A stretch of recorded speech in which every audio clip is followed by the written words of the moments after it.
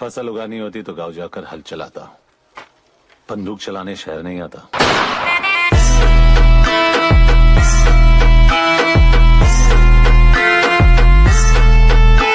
आज कुछ अलग करते हैं। बोल वे किसके स्टाइल में मारूं? अक्षय कुमार के। हाँ ओ सेठ, हम है सीधे साधे सुल्तान बनने के लिए गर्दन और इरादे दोनों मजबूत होने चाहिए।